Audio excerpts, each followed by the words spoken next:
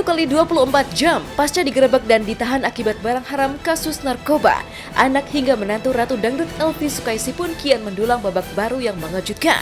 Pasalnya kemarin, akhirnya pihak yang berwajib mengumumkan bahwa Dawiyah sang putri bungsu bersama Shehan kakaknya, lengkap dengan Kauri sang menantu yang tengah mengandung usia 6 bulan, resmi menyandang status tersangka. Seiring dengan itu, terkuak pula kronologis mengejutkan bagaimana Dawiyah tertangkap pada hari Jumat dini hari kemarin. Berawal dari sidik pihak yang berwajib atas pria berinisial M yang notabene kekasih Dawiyah, penangkapan Dawiyah bersama sang kakak serta kakak iparnya itu pun diwarnai drama mengejutkan.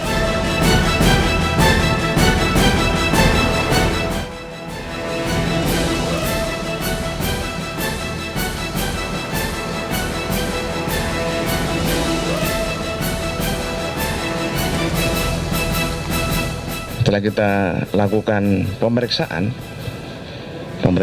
kemarin ya, kita menetapkan ya, M sama D sama S sama C itu sebagai tersangka. Kemudian ditemukan ada barang bukti ini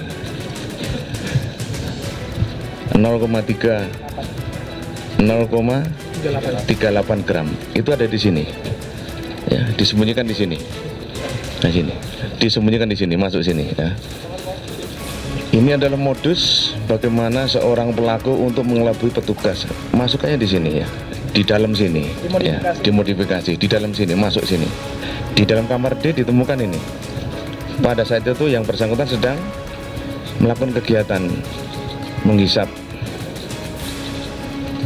sabu ya, dengan ini. Mana jangan masih ya. Nah, ini yang bekas dipakai ini. Jadi saat dilakukan penggeledahan di kamar sebelah sedang melakukan kegiatan gitu ya, melakukan kegiatan ini ya, dalam bertiga, D, S sama C gitu ya, bertiga melakukan itu.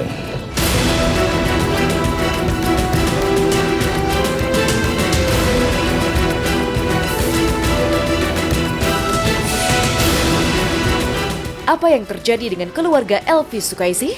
Kerap memperlihatkan gaya hidup religius, bagaimana bisa Dawiyah serta kedua kakak laki-lakinya, bahkan Kauri yang tengah mengandung dan memiliki anak yang masih berusia balita, bisa terciduk dalam kondisi tengah mengkonsumsi narkoba jenis sabu-sabu. Sebuah teka-teki yang kian mengutas kejutan. Pasalnya hari Sabtu kemarin, polisi mendadak terlihat kembali mendatangi kediaman Elvi Sukaesih yang kini menjadi TKP penggerebekan Dawiyah menjulangkan tanya. Tertangkap bersama dengan sederet barang bukti berupa alat mengkonsumsi narkoba hingga timbangan digital, lengkap dengan bungkus plastik di kamarnya.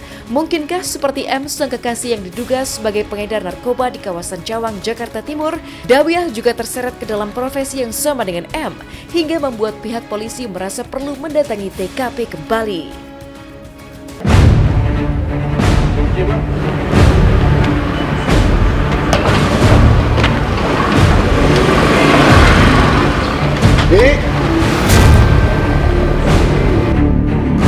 Ini ya, dalam kotak ini kita menemukan beberapa barang.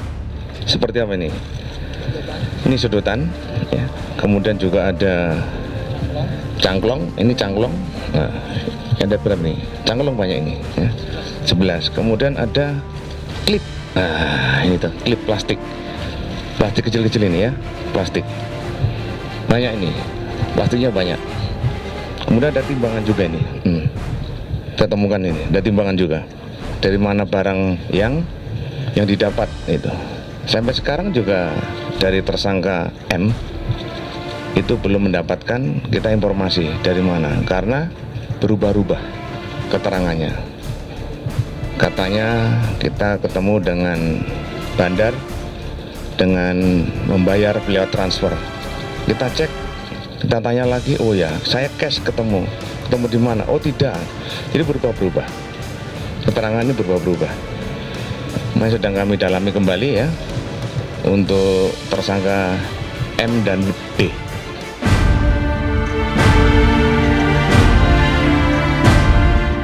Tak pelak tanda tanya besar pun mencuat.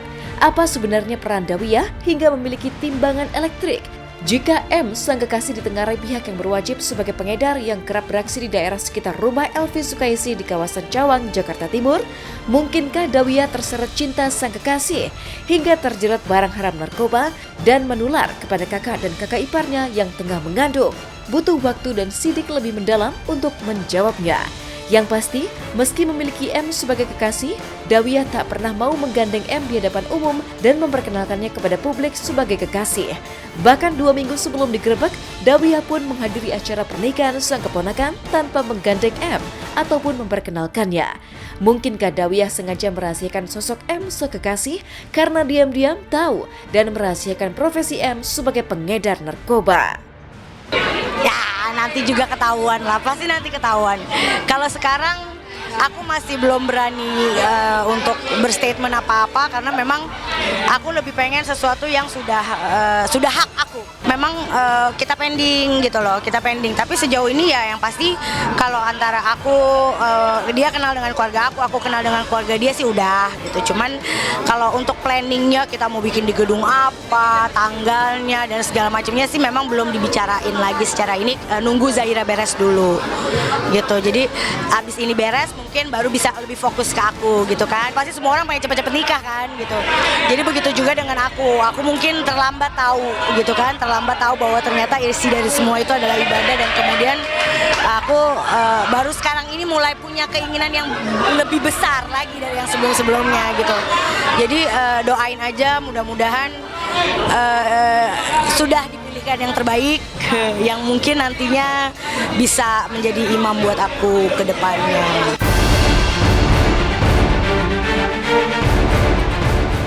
Ironisnya, di tengah kondisi Dawiyah yang terpuruk akibat kasus narkoba, Elvi Sukaisi sang ibu justru sama sekali tak terlihat menjenguk kedua anak serta menantunya yang tengah mengandung di tahanan Polda Metro Jaya.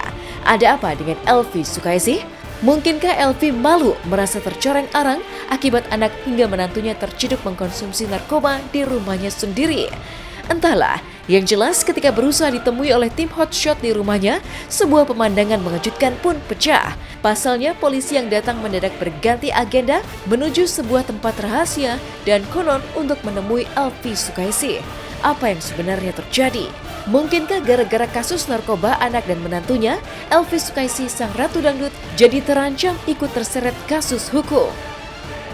Ini saya udah di tempatnya Bu Epi nih, di Gembok. Bu Epi yang kemarin kita gerebek, iya yang kita gerebek kemarin. Emang di mananya? Yang di Vespa itu ya? Oh, oke, jauh jalan sebelum. Halo, itu Bu Epi kan yang harus bikin ini ya kan? Surat ininya. Tapi Bu Epi nggak ada di sini? Nggak ada? Nggak ada. Di mana nih Pak? Di mana nih Pak? Ya, saya di jalan di sana. Di mana? Di mana? Nggak apa-apa, saya. Ntar aja Bu ya. Terus kapan mau ke sini? Jalan siaga ya Pak? Dari bawah sini ya? Untuk saat ini orang tua dari dia sendiri udah ke sini belum ada. Tadi saya sampaikan apa? Belum, ya belum.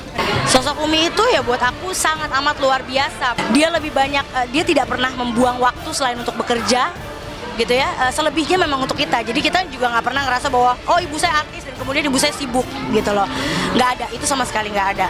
Dan dia orang yang luar biasa, dia orang yang sabar, dia orang yang mengajarkan aku banyak hal gitu. Kalau harapan dan doa pastinya aku cuma minta yang terbaik buat kita semua, selalu dipilihkan jalan yang terbaik, jalan yang diridhoi gitu kan, jalan yang tidak melukai hati siapapun, jalan yang tidak mendolimi siapapun gitu kan, yang pasti yang selalu dalam rasa saling sayang, rasa saling cinta, rasa saling memerlukan gitu loh. Karena kalau misalkan nggak ada itu semua, kita yang ada nafsi-nafsi kan sendiri-sendiri. Jadi dengan adanya rasa saling membutuhkan itulah, insya Allah kita menjadi satu keluarga yang bisa terus berangkulan dan menuju jalan yang lebih baik.